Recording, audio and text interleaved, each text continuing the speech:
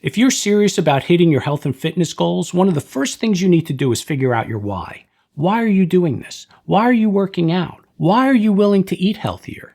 Knowing your why and having a strong why is going to help you stay on track and stay motivated for the long term. If your why or the reasons you're doing something are strong, then there's a greater chance that you're going to make them a priority. This means that there's a better chance you're going to schedule it into your life, that you're going to be consistent with it. And on the days when you are busy or tired, there's a greater chance that you're going to stick to your goals and stay on track.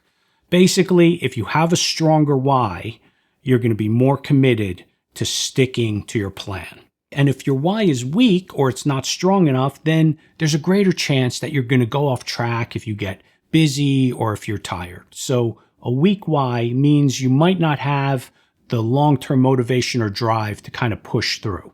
So let's think about this. If you ask someone who's new to exercise or someone who's never exercised before to list the reasons why they should and shouldn't work out, most likely you're going to get a lot more reasons why they should not work out versus the number of reasons why they should. And to be honest with you, that's perfectly normal. A beginner's list of pros and cons would probably be something like this. The cons might be it takes too much time, or it's too painful or uncomfortable. I don't know what to do. I'm embarrassed to go to the gym. I might feel judged.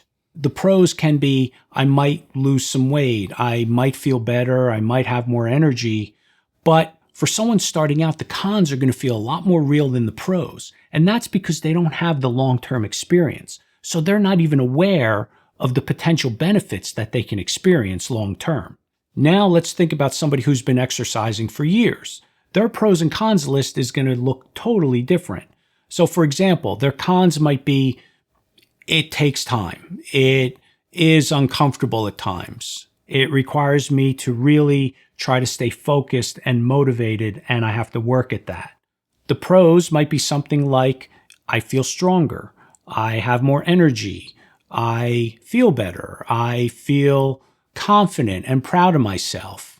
It benefits me in other areas of my life. It allows me to do other activities more easily. For someone who's been at this for a while, the exercise, the eating healthier, it's part of their life. It's part of a routine. The cons are still there, but the pros are stronger for them. And it's the pros that helps keep them on track long term.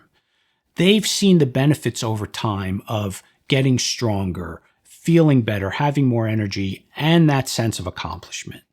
One thing to think about when you're trying to figure out your why is, are you using external or internal motivation?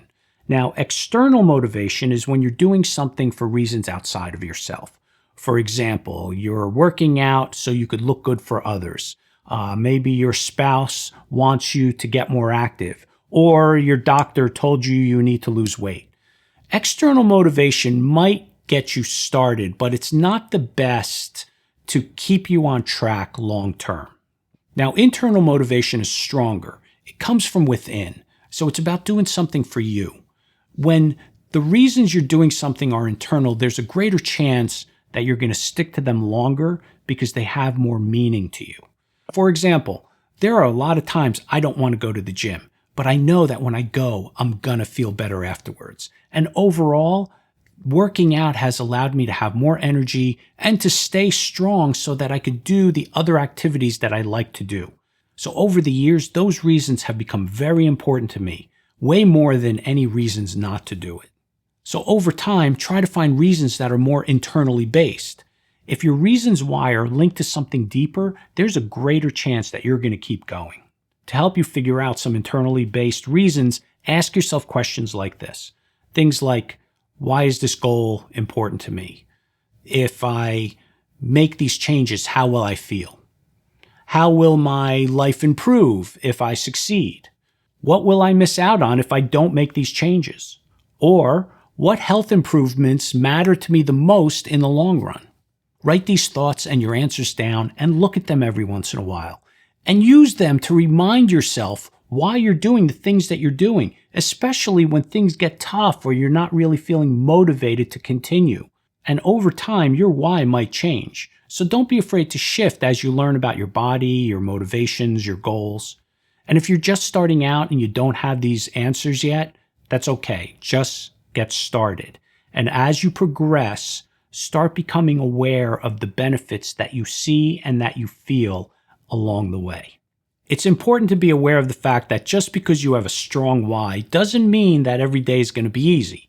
There are still going to be challenges and tough days, but when your why is strong, there's a greater chance that you're going to stick to your routine.